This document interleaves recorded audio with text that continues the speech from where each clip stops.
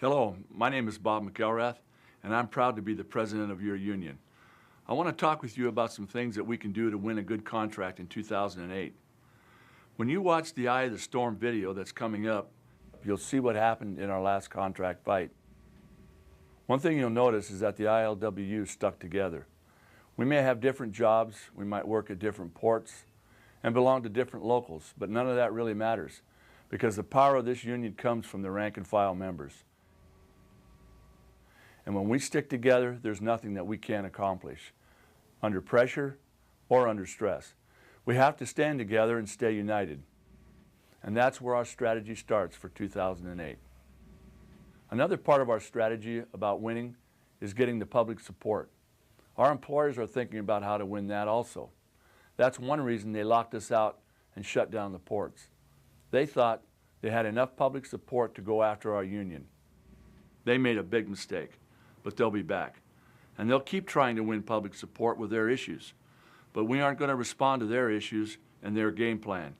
We have our own strategy for winning public support, and it comes down to this.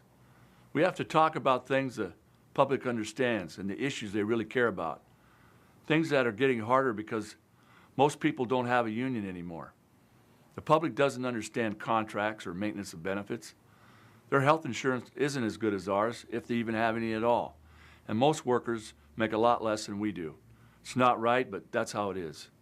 The companies will try to use this and turn the public against us. We can't let that happen. Our message has to be positive. We have to make it easy for the public to understand. We have to explain that 2008 is about good jobs for our communities. 2008 is about fighting for cleaner air on the docks and cleaner air for our kids in the neighborhoods.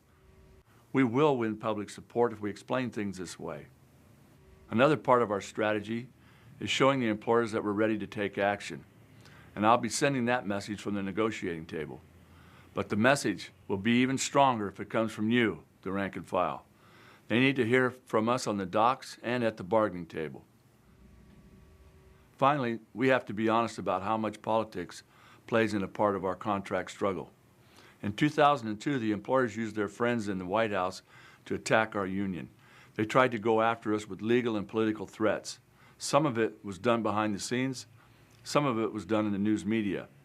But it just shows how much politics is a part of our contract fight.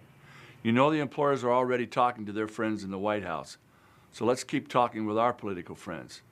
Politicians have to understand. Our fight for good jobs and cleaner ports affects the whole community.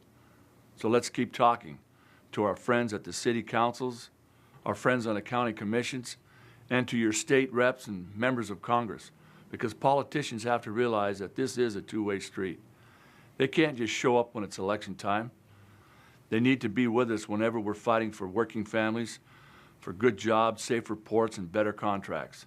Has to be a two-way street. That means we have to take politics more seriously also. All of us have to sign up for the Political Action Fund, because politics will be a part of this contract fight. And the Political Action Fund is how we make our voices heard in the political world. That's part of our plan for winning a better contract in 2008. It's about showing the employers we're organized and ready for action. It's about staying united and standing together, winning public support and building coalitions in the community, making politicians more accountable and getting their support. So now, let's watch Eye of the Storm, and let's see what happened the last time so we can be better prepared to win in 2008. Thank you.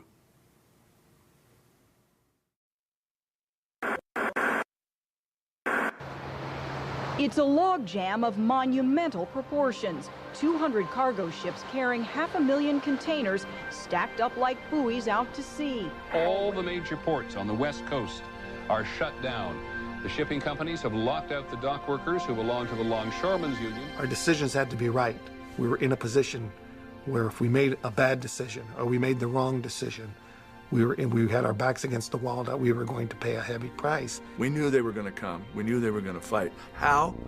We didn't know. This shutdown is critical not only for the American economy, but for every country in the Pacific that ships goods in and out of the West Coast. There was so much at stake for each organization. People are wondering, when Mike Tyson was the king of the heavyweight division, how many opponents can these guys hold off?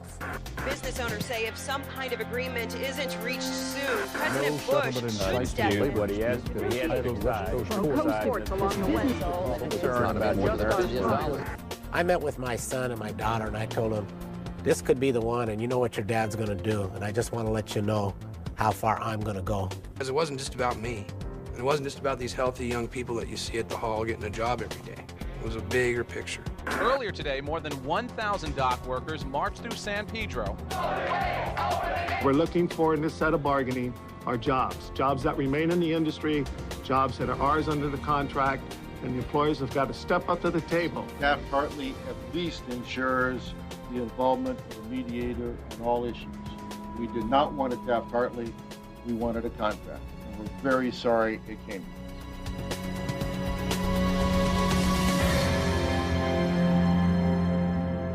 The crisis in our western ports is hurting the economy. It is hurting the security of our country, and the federal government must act.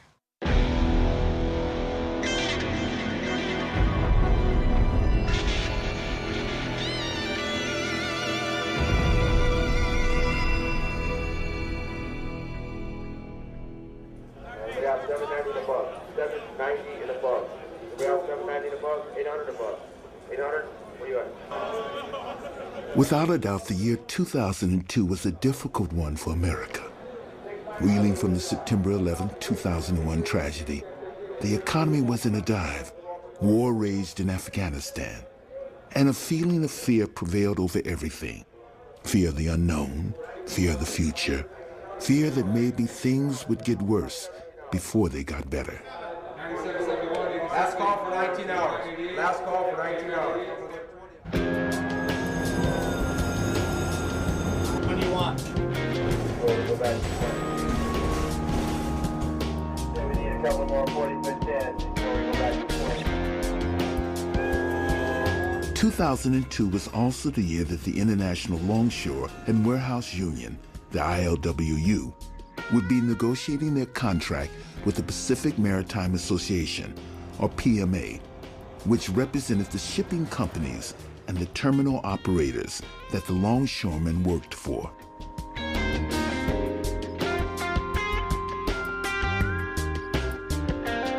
It somewhat opened up as normal, so-called normal negotiations.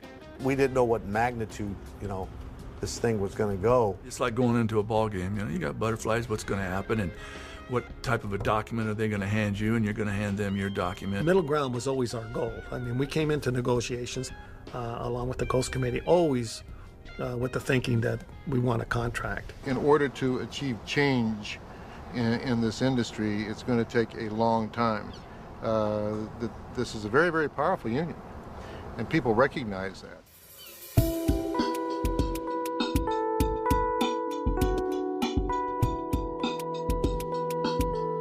Joseph Miniaci was hired by the PMA to take over as president and CEO in 1996. He had no background in the shipping industry. His expertise was in labor management relations.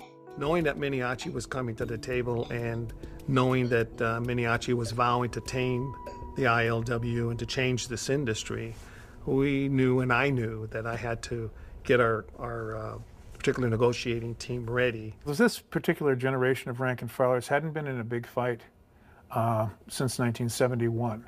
And so many were new and many were young, which is why we made the big educational efforts. And we knew, and I knew, that Miniaci was going to play a heavy hand, and he was coming in with a very heavy no, especially around our welfare package and our pension package. He said that we could bite, fight, scratch, and claw, that we were not going to win this one. They were extremely distrustful of each other. They realized that any wrong move on either party's part could negatively impact the future of either organization.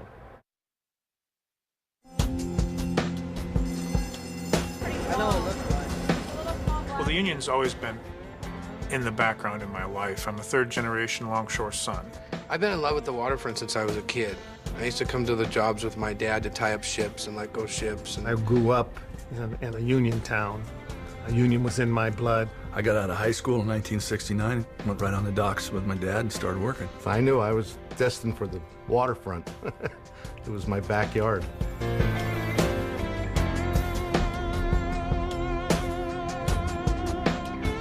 The ILWU PMA contract traditionally gets negotiated every 3 years. The structure and process of these contract negotiations are steeped in a rich and complex history dating back for generations.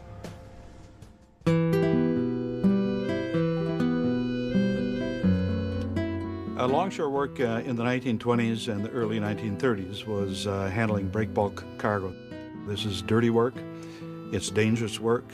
Dealing with hides, sacks, coffee beans, 150-pound sacks. It was very tough.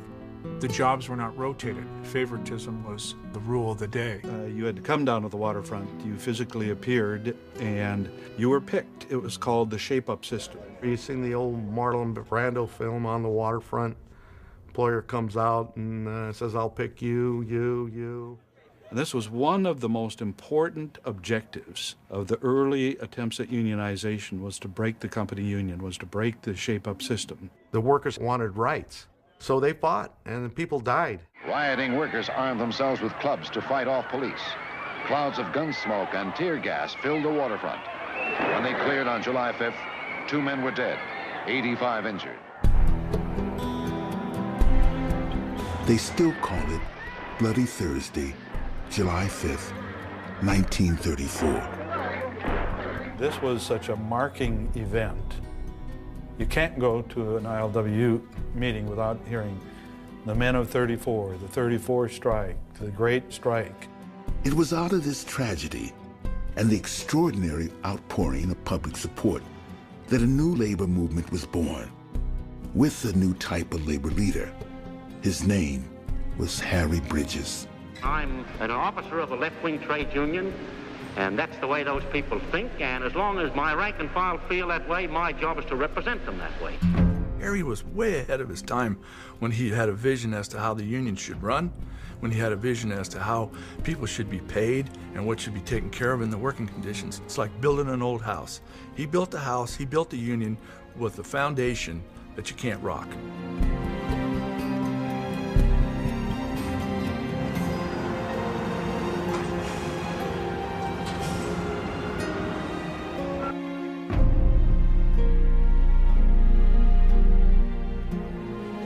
It was understood back in '34 that in order to be successful, we had to have the same conditions from Bellingham to San Diego. And I think we're one of the last stevedores that still have physical dispatch halls.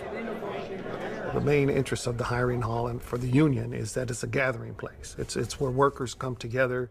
You pick your job, where you want to go, what category you want to work. When you and I didn't get along yesterday at work, we get over it today because we have to talk about it. Crane drivers.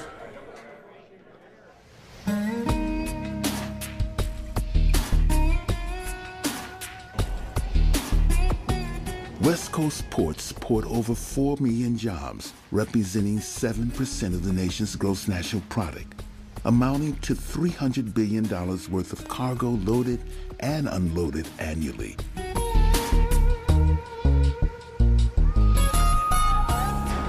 That is correct. You have to go back to the ILWU, what we're all about, not only as a worker, but proud to be in this industry. And the way the government's attacking unions and the way the unions have gone from a 30% down to 11 or 12% of the United States, we're being challenged. Through all the manufacturing jobs that have gradually been outsourced, it all sort of made sense where everything was going. The global trade agreements were running the world, you know, and we were smack dab right in the middle of it.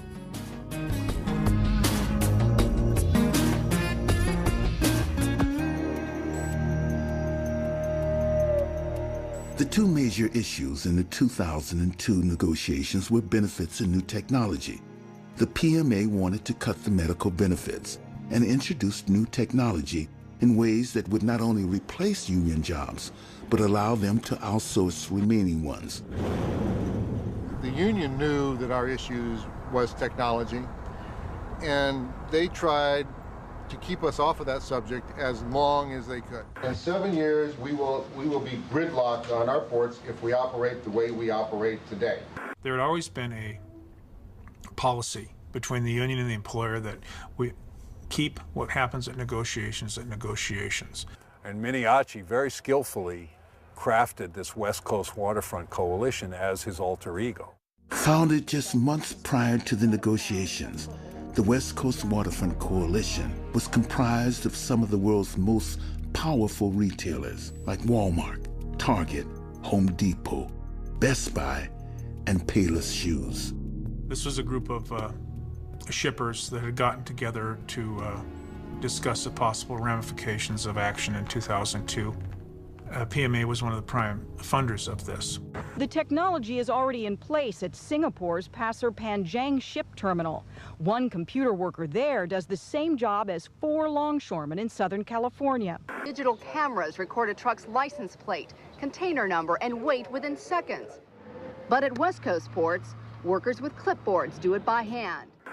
Container number. Pull forward. Within the ILWU, there are 3 general job categories. Longshore workers physically move the cargo, marine clerks track and document its movement, and the foreman oversees it all. Much of the discussion of new technology directly impact the clerks.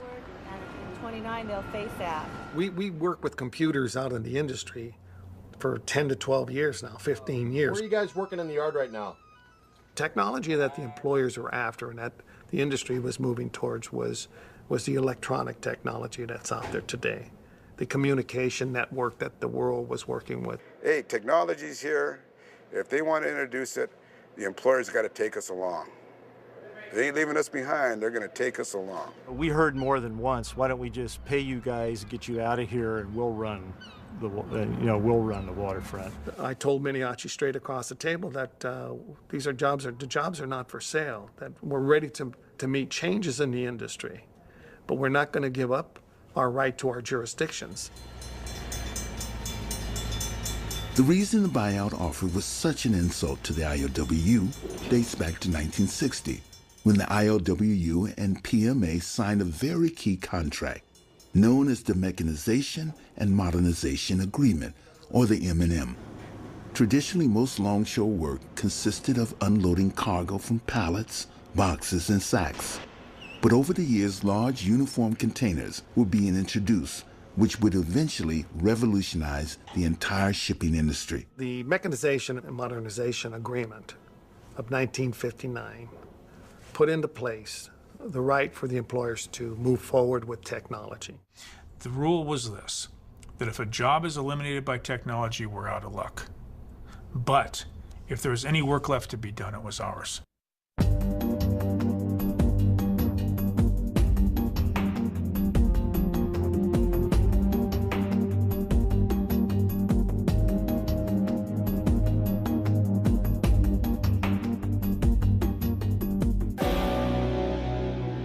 Negotiations comes down to money.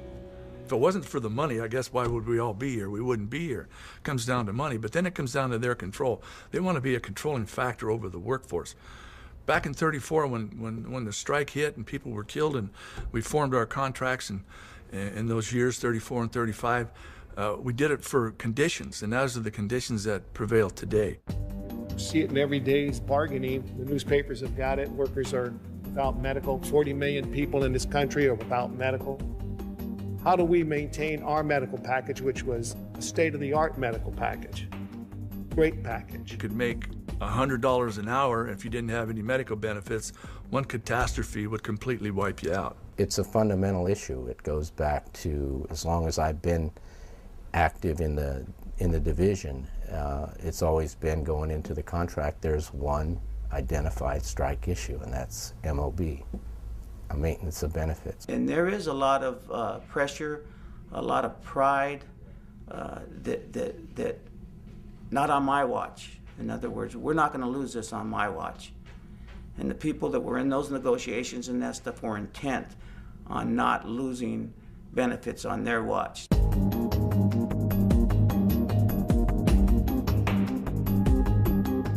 Maintenance of benefits was something that we had to have, and it was sort of a foundation benchmark for us, and that's in bargaining, and for myself to achieve, so that I could set the tone for the rest of bargaining. My belief is if this was a strategy to drag us as long as we could to the deadline of the contract and have no time to talk about the technology issue. They wanted us to change our network provider to a specific provider that we had no prior opportunity to look at and decide whether or not that was a good direction for us to go. We agreed with them to put out a request for proposal and see if this provider or any other provider was better. We went to the employer with that in mind, that we weren't being unreasonable, that we understood what the cost of medical care was. So that's the kind of, you might call it a compromise, but that's the kind of thinking that we tried to work through the negotiations with. So it wasn't a thing that we were just saying no to everything. Put to bed. Second priority was our pension. So I immediately then started negotiating into our pension package. Miniachi, it was understood then that Miniachi with us that he would not move into our pension package without us committing to negotiating into technology. But the employers thought that they needed something different or additional, and one of the things involved in that is security, and security is pensions. I mean, we needed to have some security in where we're going. The union rejected the shippers' latest contract offer, which the shippers contend would make longshoremen the highest paid blue-collar workers in the nation. We were being touted as the most highly paid blue-collar workers in America, and we're not even number 5. We weren't even number 5 at the time in the city of Seattle. But the point is, so what? So what, is there something wrong with a blue-collar worker being highly paid?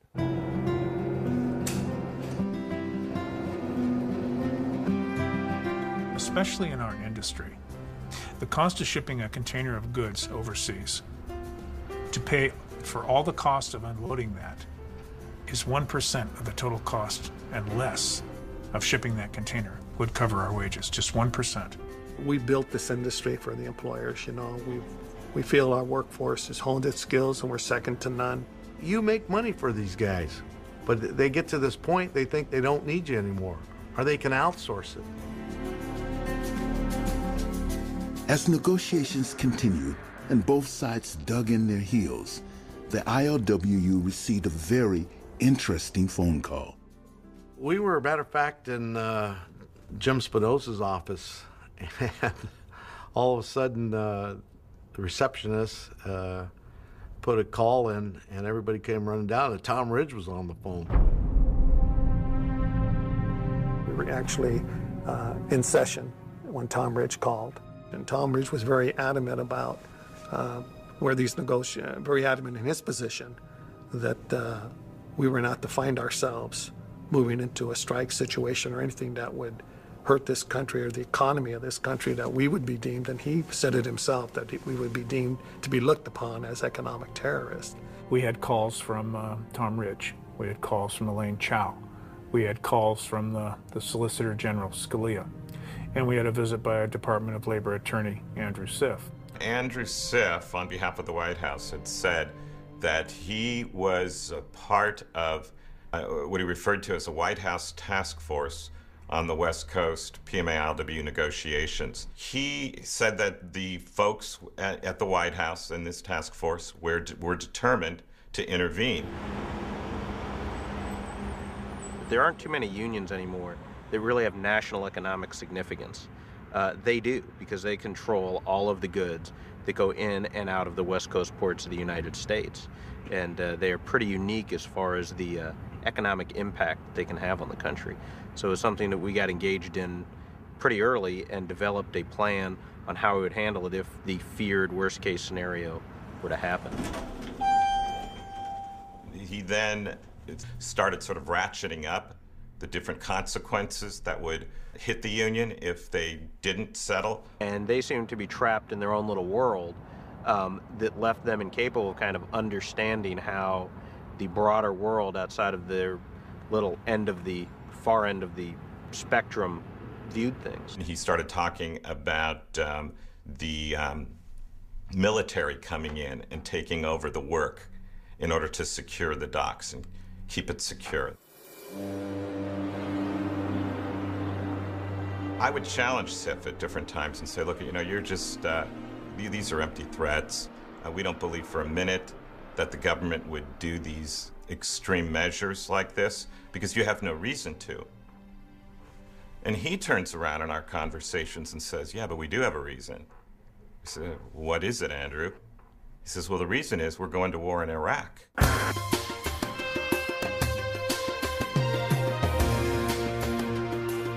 What was really amazing is that Andrew Sif was telling me about the plans to go to war in Iraq back in June and July of 2002. Almost a year before they went to war, they had made a decision, according to the information we were receiving, that they were determined to make war in Iraq. The negotiating team is stuck. They don't know what to do, where to go. They call a special meeting of the caucus. And they discuss the situation. The caucus decides that there's nothing else they can do except go public with the threats, that it's time to end the press blackout. We needed some leverage in the game. We had to go and meet this challenge of the outside world. All right, now we've got to get outside of our little door of our gates that we normally live in this little bubble that we lived in where nobody knew anything about us, and now that we've been exposed, now we have to take that exposure and we're going to have to tell them very loudly who we are.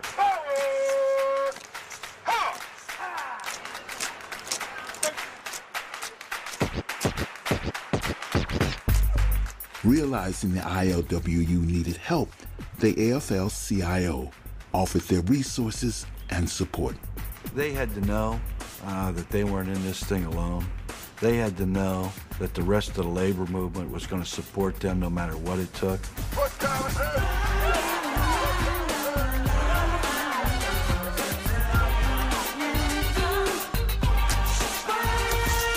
Here's what I believe about the American public. I think they're innately fair, that they listen to stuff. If they only get one side, they get snookered.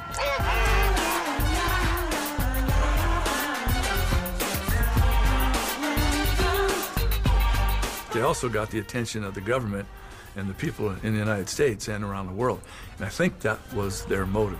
In an effort to get the merchandise moving at the docks, the White House is under increasing pressure to intervene. We mobilized our support. We mobilized our rank and file and all the political support we had. And we had what we called the Bush Butt Out rallies. Hundreds of longshoremen marched down California. Dock workers sent a message to President Bush to butt out. It appears as if the White House is just waiting to stick its nose into this dispute. We had to find our own way to get our message out, using our own voice. We had to find a way for our people to say what was their position. The human face of an ILWU worker became the next-door neighbor, so to speak, for most people. And that, more than anything else, changed the attitude. Because now you are not talking about some mythical person in a white hat with a hook, looked like they were from one of the movies. But rather you were talking about someone who was a Little League coach, someone who was a member of the choir on Sundays. There was 30 different protests in 30 different cities across this country. This is something that quite possibly could make or break the labor movement. Well, I'm with the Machinists Union. We're in negotiations now with the Boeing Company. And, you know, I think in a lot of ways we face fundamentally a very similar situation. And really a movement was beginning to develop domestically and internationally in defense of us. And it was really rewarding to say, hey, people still see us as important and credible in this labor movement and something that needs to be defended as part of a national treasure.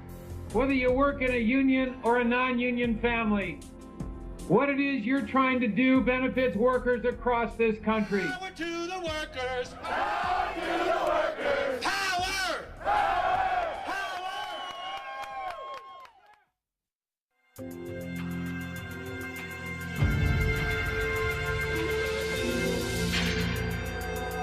All the major ports on the West Coast are shut down. From Seattle to San Diego and at every port between, hundreds of ships stacked with And containers. more than 40 ships are now stranded off the coast of Long Beach. The shutdown will continue until the union agrees to either a temporary extension of its old contract or an entirely new deal. And the walkout on the waterfront has no end in sight. Well, basically, we showed up one morning and the gates were locked, and they said, "You're not going in." And at that point, we're wondering what's going on. We don't believe we had a strike. No one voted for a strike, so we were just locked out. You know, my position was, if whoever shuts down this waterfront is going to make the biggest mistake in bargain. Well, the lockout was probably the toughest decision anybody is going to make, particularly in this industry, and it was not taken lightly at all.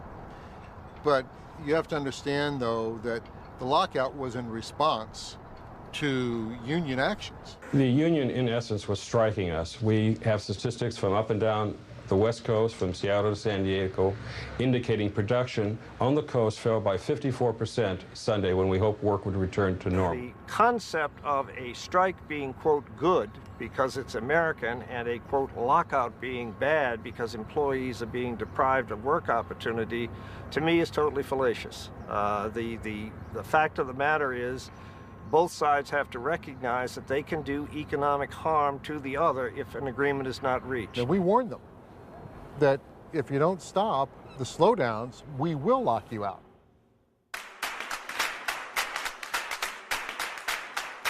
The gates would chain. We didn't have the keys to those locks. Open the gate! Open the gate! A slowdown is nothing more than a paid strike. The Pacific Maritime Association, PMA, says it locked out 10,000 members of the International Longshore and Warehouse Union because they were slowing down cargo handling by as much as 90%. Are, as far as we're concerned, lying. And locally, a lot of people were confused in the community. They were either for you or they were against you.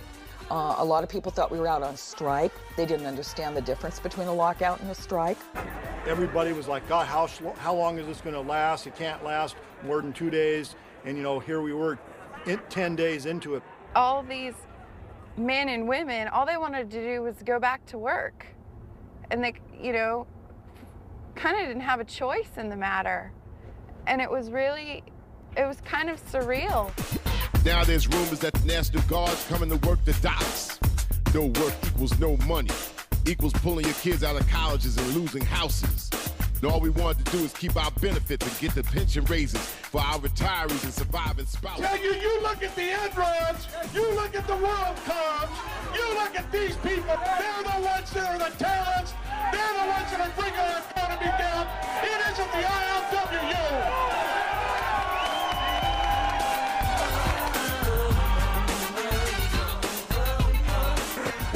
Wait a minute.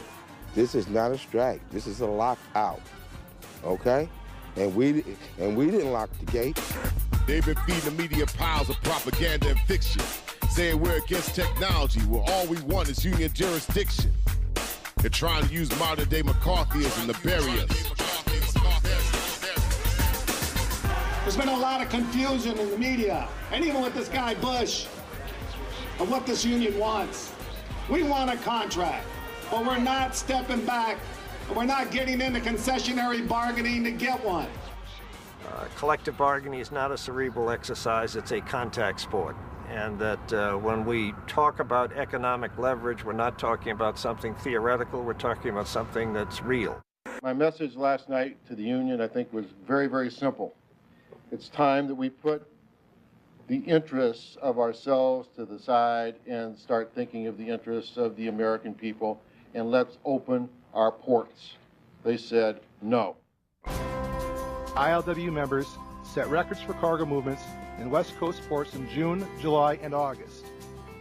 As a consequence of the increased cargo volume, the number and severity of accidents on the job increased. In 2001, there was not one fatality involving longshore workers in West Coast ports. In 2002, there has been 5 to date, yet the ILWU is accused of a slowdown.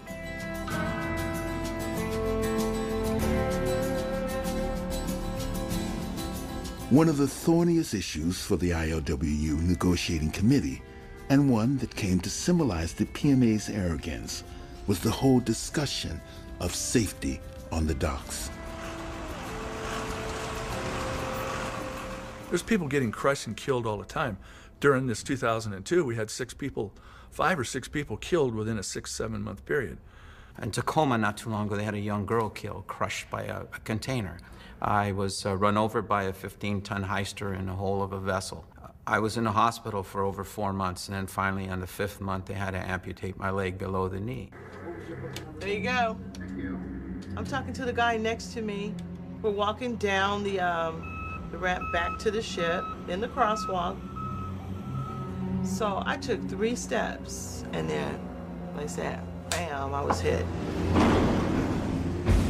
Part of my body flew into the chassis. The other part he ran over. And they said I was just out.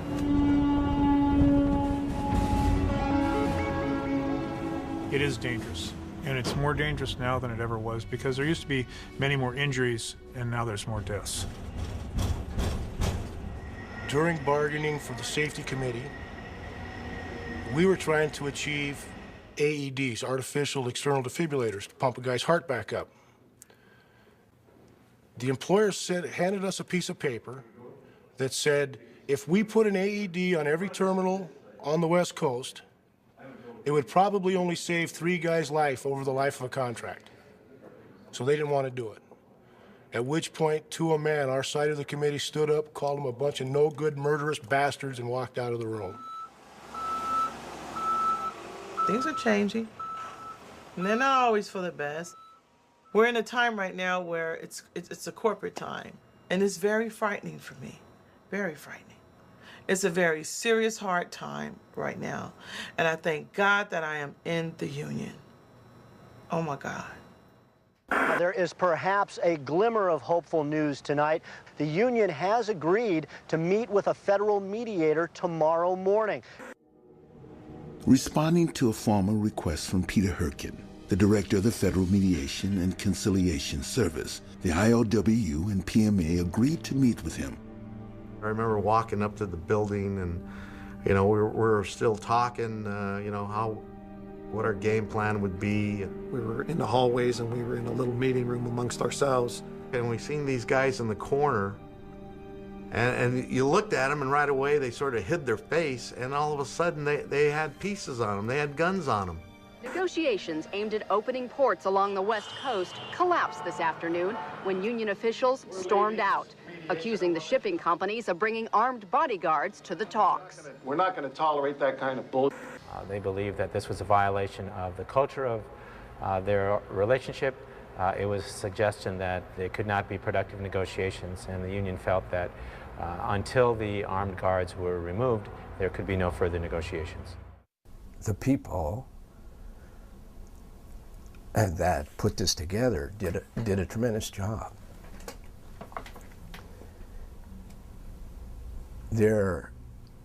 And under very, very bad conditions. I mean, people have been killed trying to build this.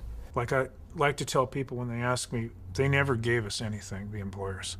Whatever we have, we took from them. And whatever we continue to have today, we are powerful enough to continue to hold.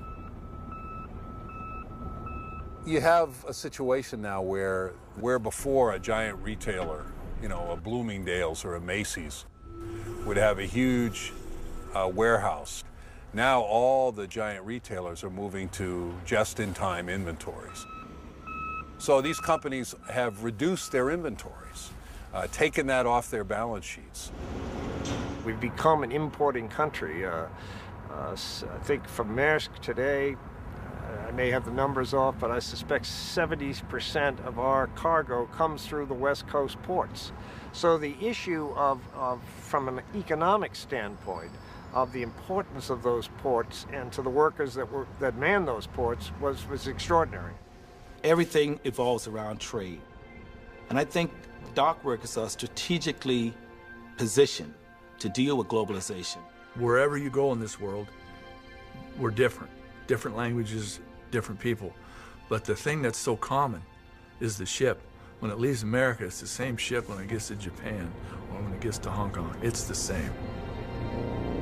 The negative effects of globalization and the privatizations of ports in the world are coming to dock workers, and they're going to take us down notch by notch, or as we've seen throughout the world, if your union isn't strong enough, they'll just break you with one blow.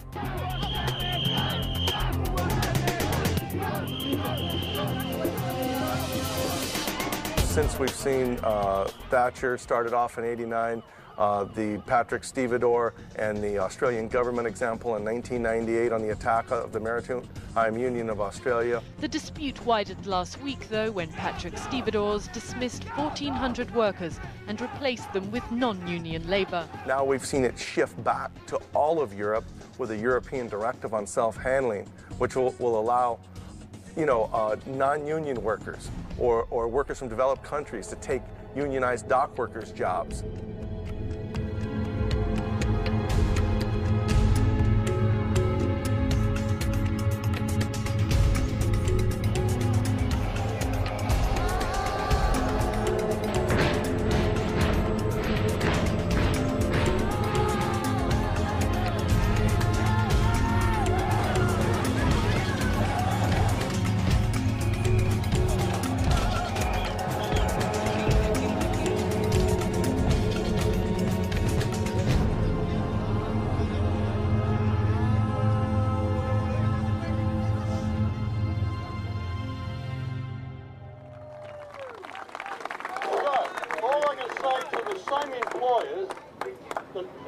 Operate here in LA, they also operate in Australia. They also operate in New Zealand. They also operate in India, Japan, Korea. They're the same employers. They're global. You're really dealing with the same corporate interests here. Different governments, same corporate interests. You're seeing the importance, even more so than the past, of dock workers as an essential element of that trade. And because we're important, because many of us have strong progressive and industrial histories, there is now an organised industrial and political conspiracy to weaken our ability to bargain, and particularly weaken our ability to be able to effectively organise our members.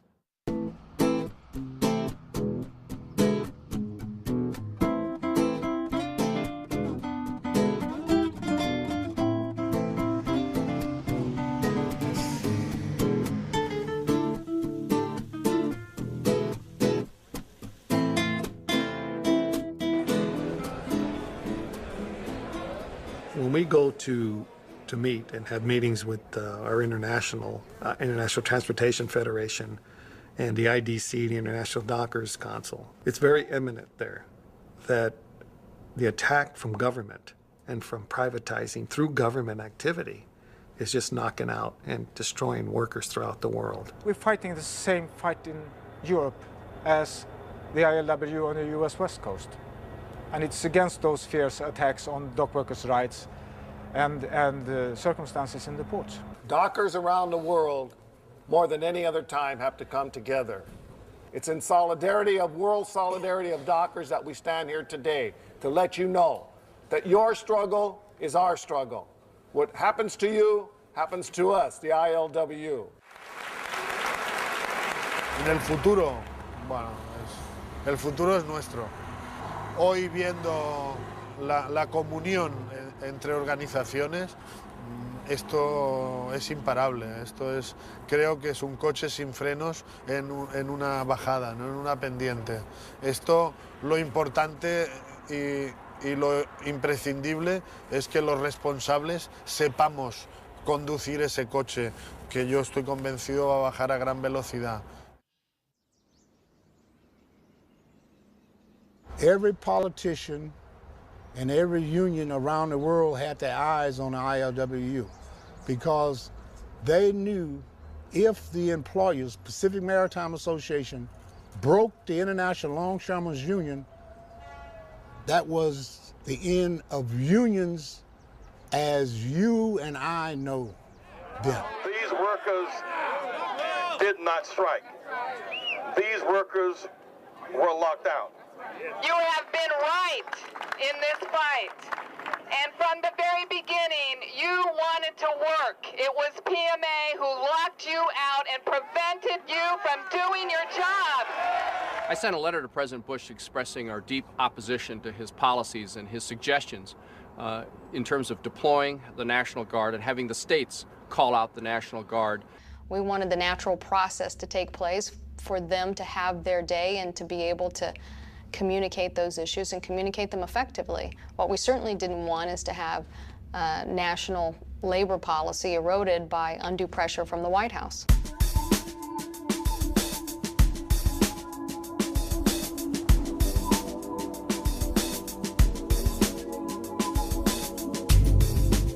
Joe Miniacci does not want to negotiate in San Francisco. The negotiations have been taking place back in Washington, D.C. He feels that he can legislate instead of negotiate. From Washington, we saw that we needed to start doing things in a different way and become more energized and really enact a whole program for political action.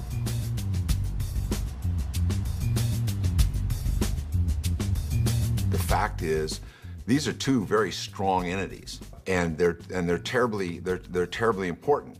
But again, they had a history of being able to work their differences out. I was mobbed by members of Congress, many of them Democrats, saying we have to do something, we have to have federal intervention, we have to do this. After being contacted by the Coast Legislative Action Committee, Senator Ted Kennedy wrote a letter to President Bush, also signed by members of Congress Feinstein, Murray, Wyden, Miller, Inouye, Akaka, and Cantwell, stating, "We believe that any such intervention would be harmful to the swift resolution of this contract." Back at the negotiating table, things were going from wild to worse. Even with the help of federal mediators, there were knockdown, drag-out fights over every word with no end in sight. We were pretty united and working pretty hard on a technology agreement on our side of the table. The employer was absolutely lost. If you had to credit why we were able to hang together while the employers were found themselves in a much more frustrated situation than us, because they were battling like crazy. We knew in their house. The employer said it made 23 proposals on technology. Our committee had a difficult time dealing with that. But the clerks came back and agreed to 21 of the 23 proposals. And the employer walked away from it, all of them. And I think the difficulty that PMA had, and particularly Miniacci, because he had gone through one negotiation, was that the union correctly perceived that maybe he didn't have the backing behind his ability to negotiate that contract. Again, Miniacci did not understand technology. He clearly did not understand the industry or how to get to where he was going. We were really thinking about our future rather than the present. We knew what the cost would be if we did not make the changes that we made to this contract. Miniacci's game plan was to do exactly what he did earlier. He went to the outside. He was good at going to Washington. He was good at lobbying. He was good at defacing us in any way he could. Honesty and integrity, dealing with people, whether it's across the bargaining table or in everyday life, you got to have it or you lose it. It's not good. The lockout was beginning to collapse under its own weight. 12 days into it, the ILWU receives another surprise phone call. This time, directly from the office of the President of the United States. And I can remember exactly where we were standing because the phone call came that the President had offered a cooling off period. And we're like, okay, that's good. And then the questions were, should we do it? Should we do it? They were asking us if we would extend the contract for 30 days. It was my position that, and recommendation that we extend. And we go along with that extension, that we had nothing to lose at this point. I wonder what went through the government's head when they called PMA, and their answer was no. Frankly, in 30 days, we knew that our leverage to shut the thing back down again would be gone. So If we would have conceded to the government's request, we felt that we would have lost all of our leverage.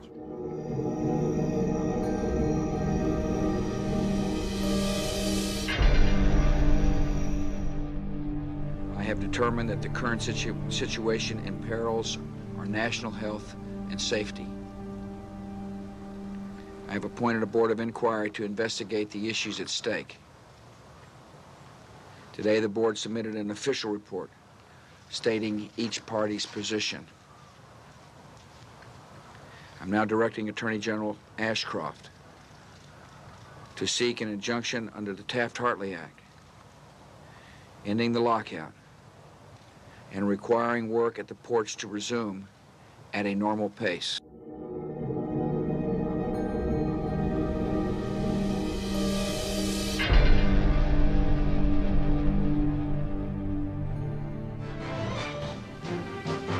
Our lead story today, just minutes old, and it is that President Bush has announced that his administration is stepping in to stop a days-old work stoppage on the West Coast.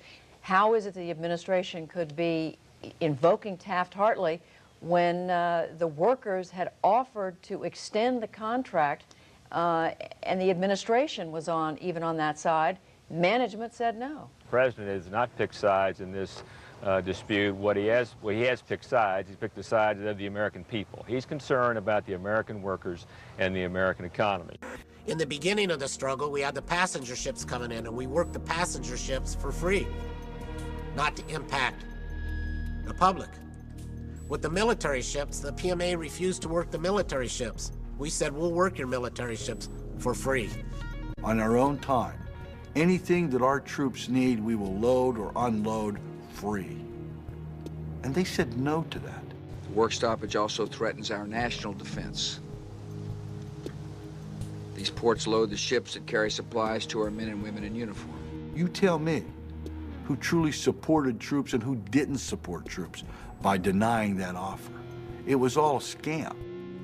Federal mediators have been trying to get the workers, the port operators to resume operations while they negotiate their differences. This is the first time in the history of the United States that a president has ever let management lock workers out, create a phony crisis, have them reject his offer to go back to work for 30 days, and then issue a Taft-Hartley injunction, putting the weight of the government behind the recalcitrant employers that have created this crisis. Are you saying that the Bush administration is in some sort of secret collusion with the management? Not secret. Today is the crowning jewel of that.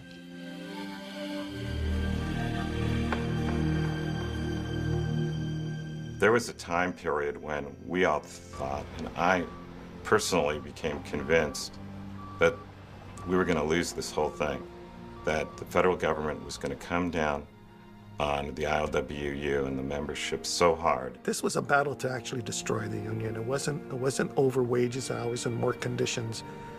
This was a battle that they were actually trying to take this union out. I never thought in my lifetime that I'd be facing a legal problem of figuring out how to stop the military from taking over workers' jobs and imposing sort of martial law in a labor dispute.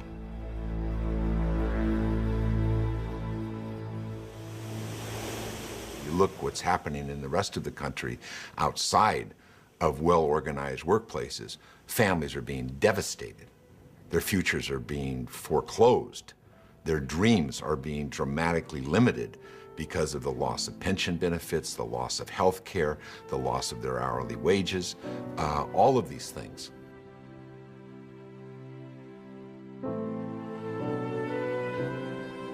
Harry always said, you got to leave something for the ones coming.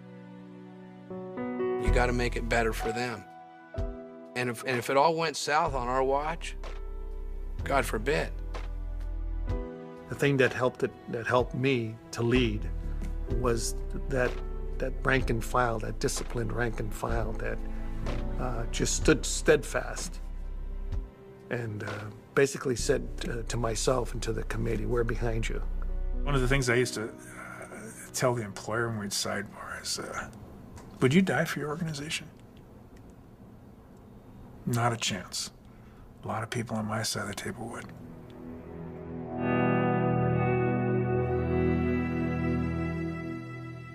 Had the government tried to take over the docks, we'd have had a war. We'd have had an uprising of labor in the United States that you'd never seen before.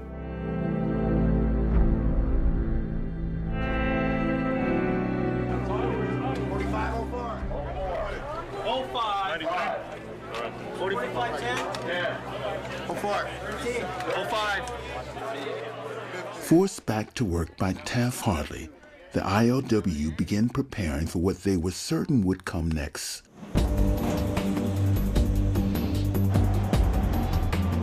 Every day the PMA would send him a letter saying, they're slowing down, they're violating the injunction, go after them.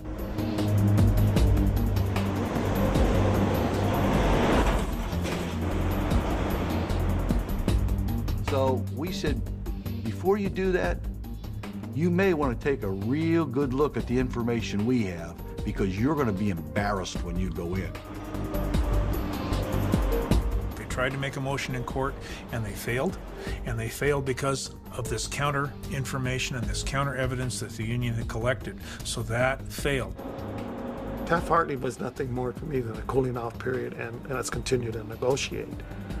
Miniaci thought Taft-Hartley was going to be something that broke our spirit, something that he was going to come away victorious in some way.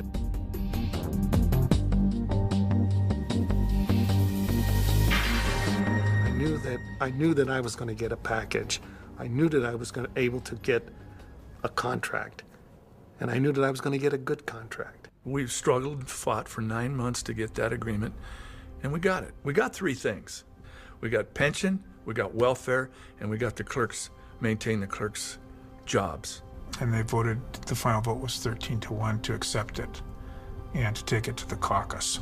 To me, what I'm most proud of is there's still people that are working people that have a big measure of control over their destinies and are able to have working conditions and wages and benefits that everybody should have. I think when you look at what the ILWU achieved, there's only one way to characterize it. That's a slam dunk win.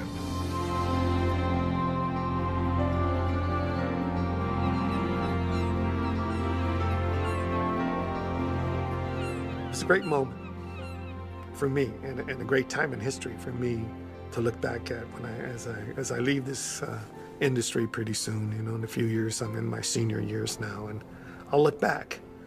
And these hard times were tough, but they're just glorious times for me to remember. If I could do something different, it would be, like I said, we did end up where we wanted to end up. And we could have done that without the destruction that we caused on both parties, ourselves, and the rest, and the shippers, and the economy. And you feel bad for that.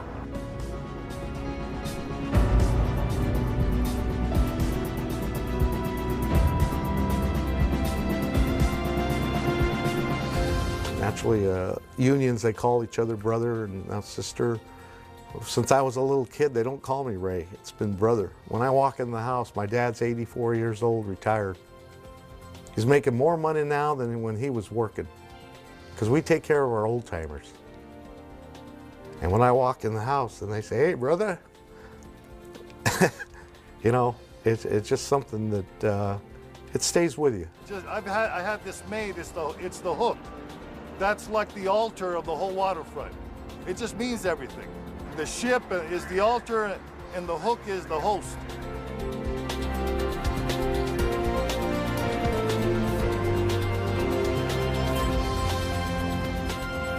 I look at the ILWU and the Longshore Division as kind of like the old Roman Empire in a way, facing the barbarians. You know, there's this precious, rare thing that they have.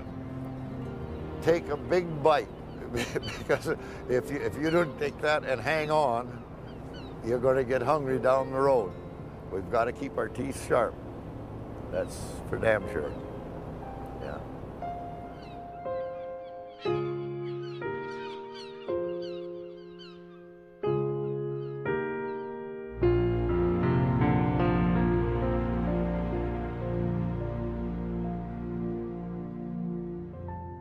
My name is Glenn Burpee. I'm an Everett longshoreman. I've been on the waterfront here since 1968. My name is Cecil, 9459. I'm registration number 81726 out of Portland, Oregon. Local 7 in Bellingham, the northernmost port on the west coast. My name is Latasha. I'm 10109, local 10, longshore. I'm from the Port of Anacortes, and this is my son, Tyler Wilkerson. ILW. Henry Graham, plug number 8100. We are local 10, ILWU. Local 8, 82,010. 62044 registration. Thank you.